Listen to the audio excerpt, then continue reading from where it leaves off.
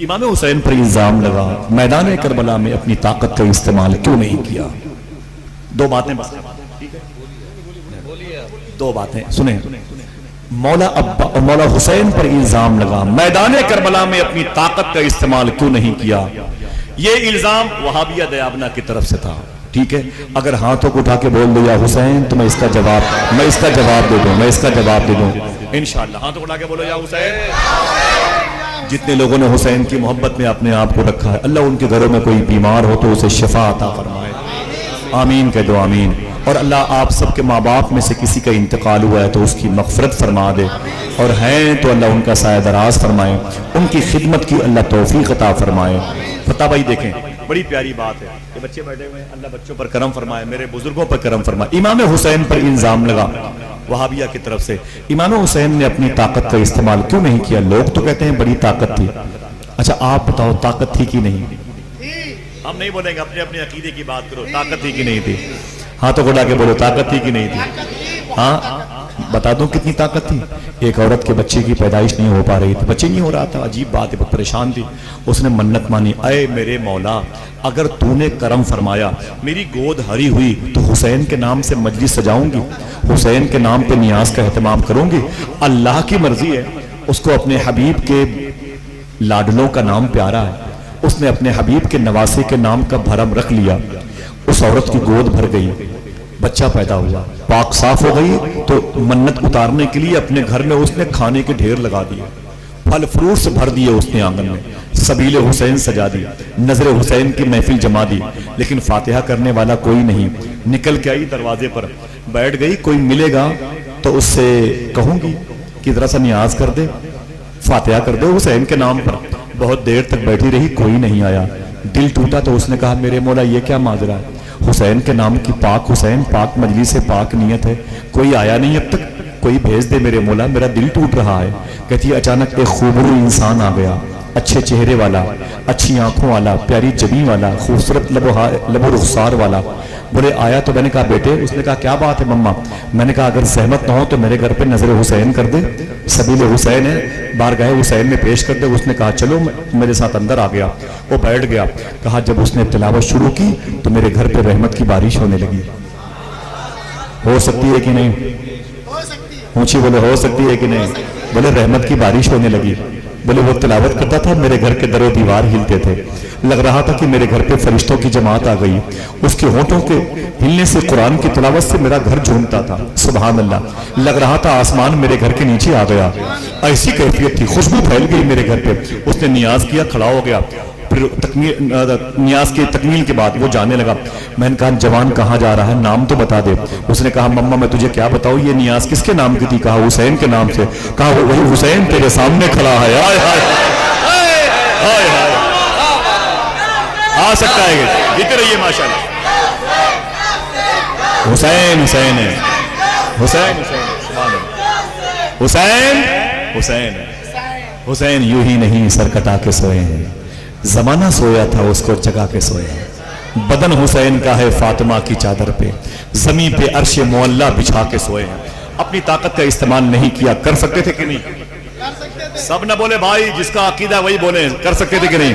ہاں، جس کا عقیدہ ڈاما ڈول ہے، اپنے اپنے عقیدے کا علاج کروایا. بھیا میں ٹھیکیدار تھوڑی ہوں، وہ تو اللہ جس کا جائے گا اس کے دل میں حسین کی محبت دے گا بھائی.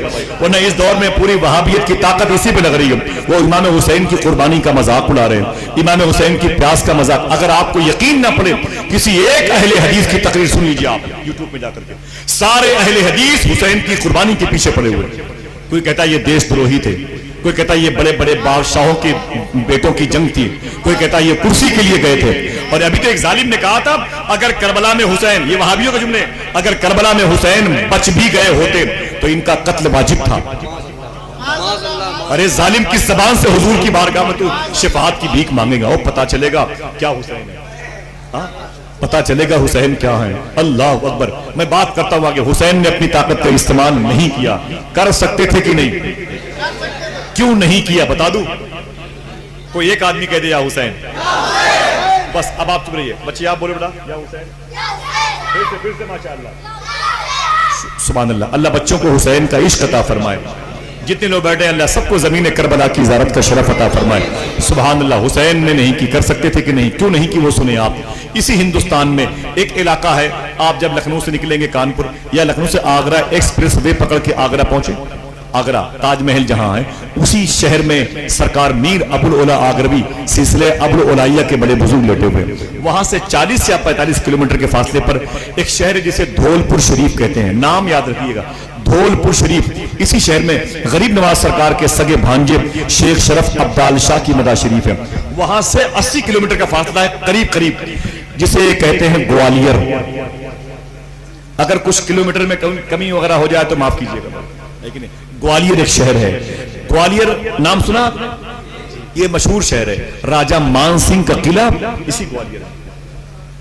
اسی قلعے کے نیچے اورنگزیب عالمگیر نے اپنے سگے بھائی کو پھانسی دی تھی. یہ تاریخ موجود ہے، میں نے وہ زمین دیکھی ہے. اسی گوالیر میں ایک بوائز اسکول ہے، کانوینٹ، بڑا مشہور ہے. اسی گوالیر میں ایک بزرگ ہیں خواجہ غلام غوث گوالیر. یہ نام پھر سے لیتا ہوں، خواجہ غلام غوث. اب آپ لیں، انہی کی مدار شریف کے بغیر میں اکبر بادشاہ کے 9 رتن میں سے ایک، جسے تانسین کہتے ہیں، بیربل کے دوست، یہ بھی لیٹے ہوئے ہیں. 9 رتن میں سے تھا. نام یاد ہے؟ گٹار بجاتا تھا، چراغ سامنے رکھ کر کے بجھا کر کے. یہ تانسین جب بجاتا تھا تو چراغ خود بخود جل جاتا تھا. غلام غوث کے دربار سے آواز آئی، چراغ جلاتا ہے اپنے دل میں ایمان کی روشنی نہیں جلاتا. اللہ نے کرم کیا، مسلمان ہو گیا. تانسین، اس کی مزار غلام غوث گوالیر کے بغل میں. یہی غلام غوث گوالیر ہیں. اپنی 6 سال کی نواسی کے ساتھ ایک سفر پہ تھے. خواجہ غلام غوث گوالیر اپنی 6 سال کی نواسی کے ساتھ ایک سفر پہ تھے. جب سفر کر رہے تھے تو اچانک ڈاکوؤں نے حملہ کر دیا. ڈاکوؤں نے حملہ کر دیا. جب حملہ کر دیا تو پھر ہنگامہ مچ گیا، مار پیٹ شروع ہو گئی. تو آپ نے فرمایا غلام غوث نے، جس کے پاس جو کچھ ہے وہ سب ڈاکوؤں کو دے دو. اے ڈاکوؤں، کسی کو مارنا پیٹنا نہیں. بولے کوئی بات نہیں. سارے ڈاکوؤں نے کسی کو مارا پیٹا نہیں، سامان چھین لیا. لیکن آپ کے ساتھ آپ کی 6 سال کی نواسی تھی، جسے ہندی میں آپ کہتے ہیں نتنی ہے نا. نواسی 6 سال کی نواسی تھی، وہ پیچھے کھڑی ہوئی تھی. ایک چور نے غور سے دیکھا تو آپ کی نواسی کے کان میں سونے کی بالی تھی. تھک گئے؟ اتنے تھک گئے تو ابھی یہ بھی نہیں بتا پا رہے ہیں کہ ہم تھک گئے. بہرحال بہت بہت شکریہ آپ کا. بات ختم کر دیں؟ ختم. تو وہ جو کہتا ہے کہ نہیں لوگ اسی کو دیکھ رہے ہیں، ذرا محبت سے کہہ دیں یا حسین. سنیں، بات بڑی پیاری، اس کو یاد رکھیے گا انشاءاللہ. ٹھیک ہے؟ خواجہ غلام غوث گوالیر کی نواسی 6 سال کی ہے. باتیں یاد رکھی، کسی خطیب سے میں نے نہیں سنی ہے. یہ باتیں حضور شاہ صوفی سلطان میں نے بیان کی. یہ باتیں حضرت نے بیان کی.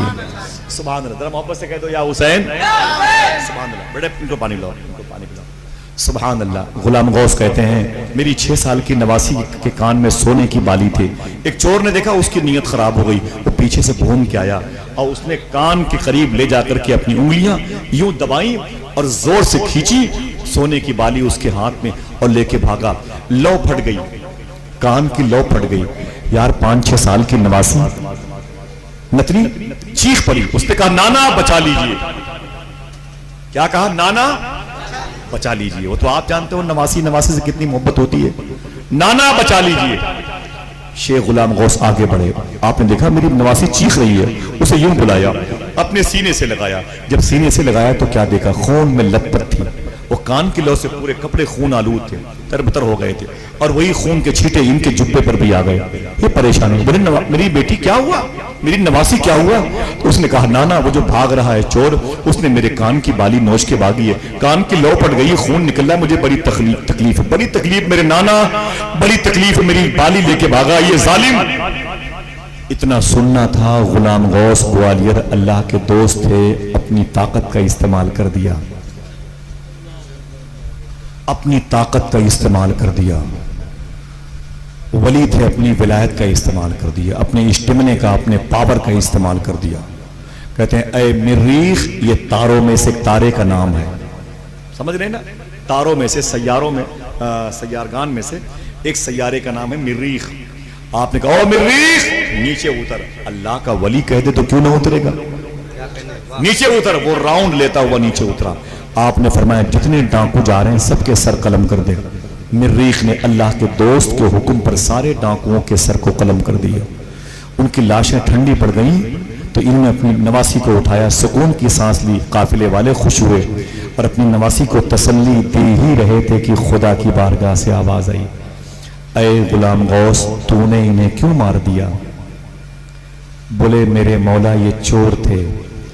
آواز آئی خدا کی بارگاہ سے, بندے تو میرے تھے, تو نے کیوں مار دیا؟ بولے میرے مولا یہ چور تھے. بولے عمل دیکھنا میرا کام ہے, مالکی یوم الدین, دین کے دن کا مالک میں ہوں, تم نے یہ فیصلہ کیوں کر لیا؟ انہیں رزق میں دیتا ہوں, تم نے کیوں مار دیا؟